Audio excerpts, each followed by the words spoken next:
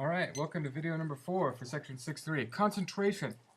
A third way to increase the rate of a chemical reaction is to increase the concentration of the reactants.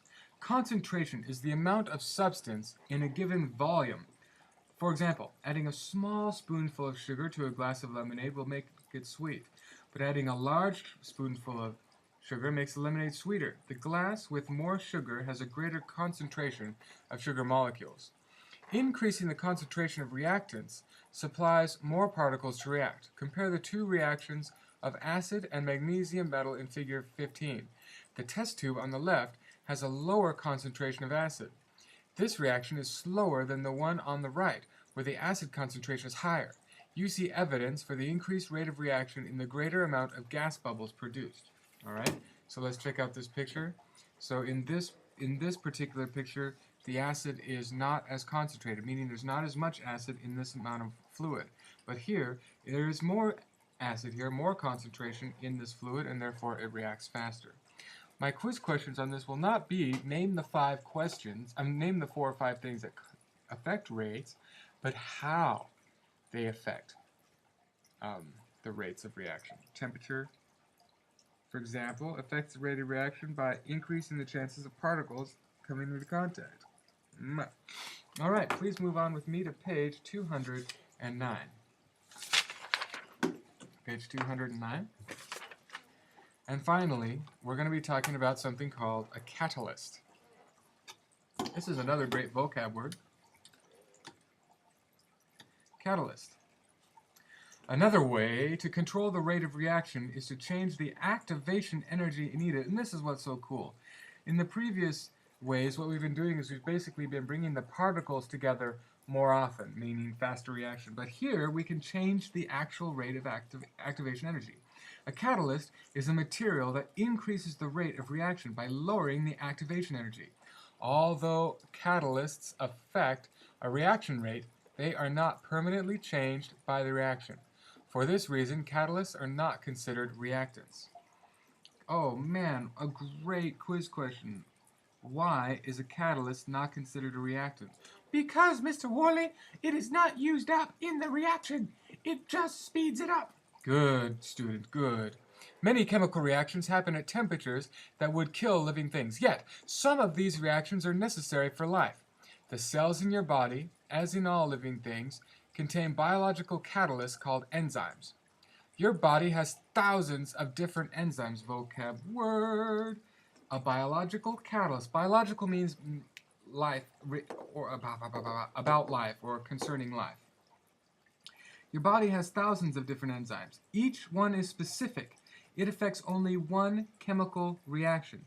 As shown in figure 16, enzymes provide a surface on which reactions can take place. By bringing reactant molecules close together, the enzyme lowers the activation energy needed. In this way, enzymes make chemical reactions that are necessary for life happen at a lower temperature. So what do enzymes do? They make the reaction happen at a lower temperature. How? By bringing reactants close together. So check it out. This is really amazing. You see this thing? This is like a machine at the molecular level, at a specific, special, perfect shape to fit 2 different reactants together. Maybe it's hydrogen and maybe it's oxygen. Maybe it's a big fat sugar molecule, or maybe it's a tiny, tiny, tiny little ion. Whatever it is, the shape is perfect. God designed our bodies to be able to make thousands of these little proteins, thousands of these little machines to make reactions happen faster. Amazing. Anyway, inhibitors. Oh, can you guess? Can you guess what inhibitors are now that you know what catalysts are? Yes, Mr. Worley, I think I know what it means. I think it is something that does the opposite of a catalyst. That's right, my good student. Move on. Sometimes a reaction is more useful when it can be slowed down rather than speeded up. A material used to decrease the rate of reaction is an inhibitor. Nice. Most inhibitors work by preventing reactants from coming together.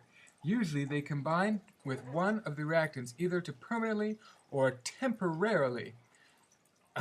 Inhibitors include preservatives as such added to food products to prevent them from becoming stale or spoiling.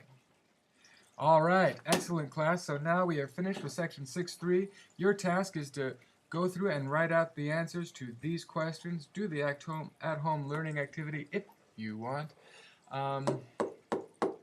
Be ready for quizaroo on the morrow. I look forward to seeing you next time, class. I hope you're doing well. Before we finish, let's look at our objectives. Our first objective was to explain how activation energy is related to chemical reactions. So here's how it's related. Let's type it out.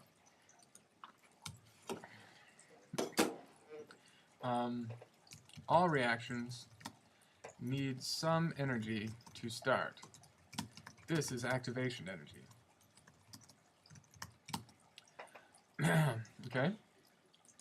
And finally, identify the factors that affect the rate of chemical reaction. Well, we learned about temperature. What else do we learn? Concentration. What else do we learn about? Can you think of a few others? Surface area. Any others? Oh, catalyst. And inhibitors. Okay, know how each one of these works. Okay, class, this is Mr. Worley signing out, saying God loves you, and so do I. I will see you on our next class period for the quizaroo on 6-3. Bye-bye.